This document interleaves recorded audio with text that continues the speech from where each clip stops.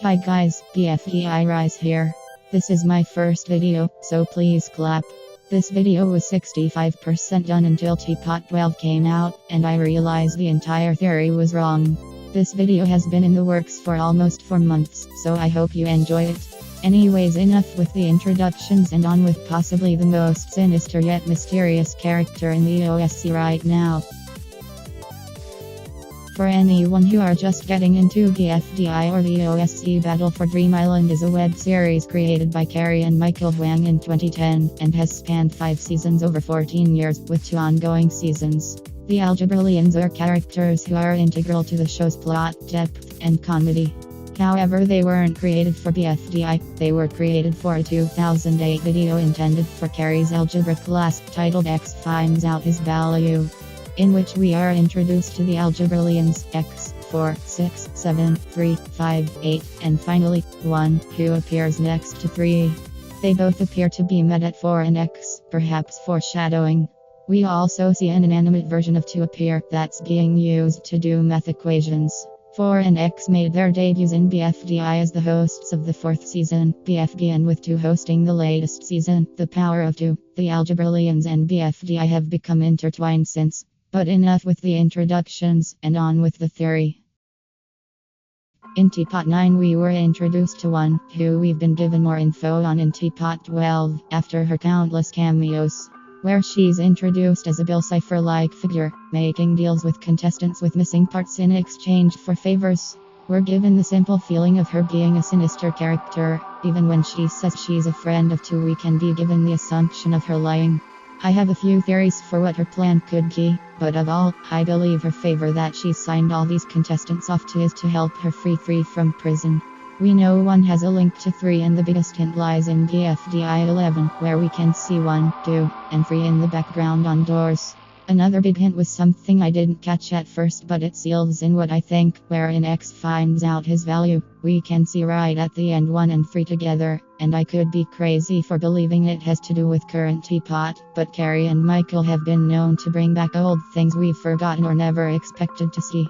And although Carrie has confirmed that X finds out his values isn't canon, we have seen him go back on his word before, with him saying BFDI was cancelled, and then bringing it back last year. Now the main question as to why, is what needs to be answered. I have a couple theories for why 1 could be attempting to free 3. She could be attempting to take over TPOT, which I find highly unlikely, as it would make 0 sense for Carrie and Michael to do another series swap, especially for how controversial it was last time. She could also be attempting to free 3 because 4 falsely imprisoned him, we don't know yet. But my main theory has to be that 1 is freeing 3 to cause havoc in TPOT and tamper with the show, like it's the devil and his henchmen.